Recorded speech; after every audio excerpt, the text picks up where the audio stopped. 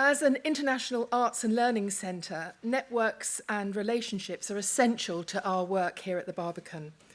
Our strategic vision is arts without boundaries, and in the last year we have welcomed artists from 48 different nations to the Barbican and toured exhibitions and productions to 16 countries across 5 continents. Our international programme would not be possible without the cultural networks that we belong to. For example, our membership of ECHO, the European Concert Halls organisation, enables us to collaborate and exchange knowledge and experience with other like-minded organisations across the continent. This is invaluable for our work in developing artists and enhancing the experience of audiences. We're delighted that this year ECHO was awarded 4 years of Creative Europe funding to lead the delivery of Classical Futures Europe. Adding great value to the Barbican's classical music programme, this European platform project will see us collaborating with 11 other partners to share ideas and identify and present the best emerging European talent. This will not only create new opportunities for exceptional musicians from all over Europe, but will also help us to widen our reach and further enrich the experience of our audience. Creative Europe also supports the Europa Cinema Network, which the Barbican is a member of, and which helps us to present outstanding European films to London audiences throughout the year. Alongside this, the cinema team also regularly works with festivals, networks and organisations such as Human Rights Watch and Shabak to deliver a truly global film programme. Our art gallery is also a member of MUSCON and the International Exhibition Organiser Networks, allowing them to share future programme plans, seek new collaborations and collaborators, and share knowledge about developments in the visual arts sector. This kind of international collaboration between art galleries and museums is becoming more and more important as we look to continue to deliver outstanding exhibitions in a challenging national and international climate.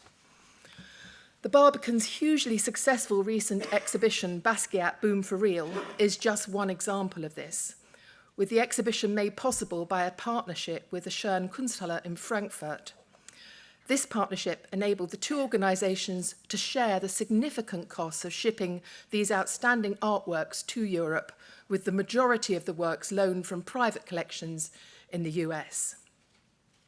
Our upcoming autumn exhibition, Modern Couples, Art, Intimacy and the Avant-Garde, is again being delivered with a European partner, with the Pompidou Metz, producing the exhibition in collaboration with us.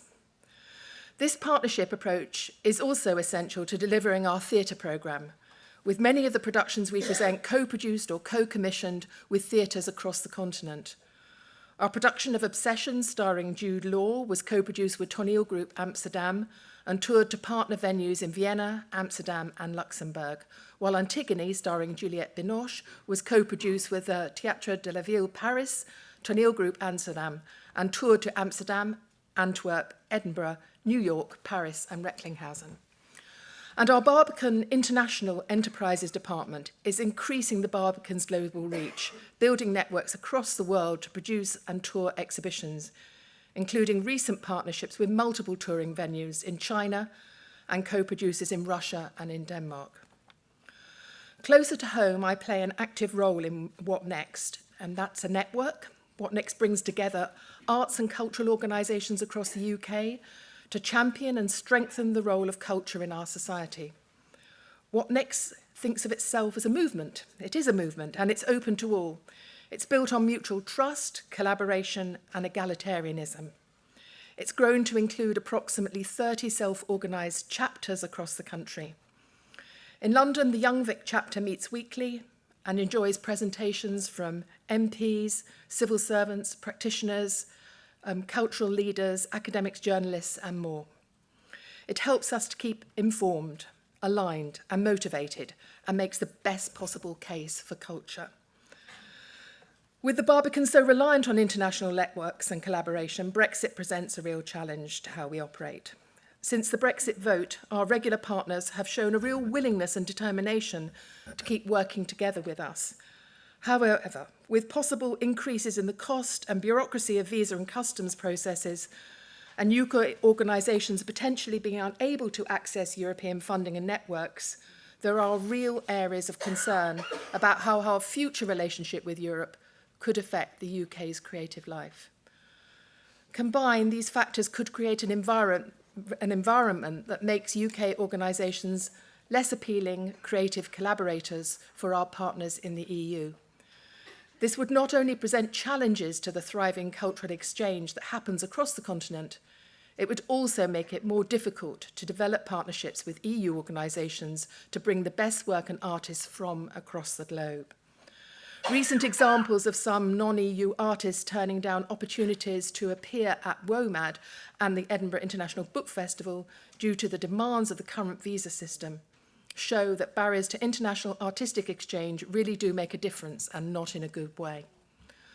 That's why we need to redouble our efforts to demonstrate that the UK is still an outward-looking nation that is open to international collaboration and ideas. The Barbican has always been an innovative international organisation, and now more than ever we feel it's vitally important that it continues to be so. The international exchange of creative ideas has been the lifeblood of the arts in this country, and over the coming years we need to find creative, workable solutions to ensure this vital exchange continues. No one can do it alone. I hope today's discussions highlight how networks can be created, utilised and maintained to enable and make this happen. Thank you very much.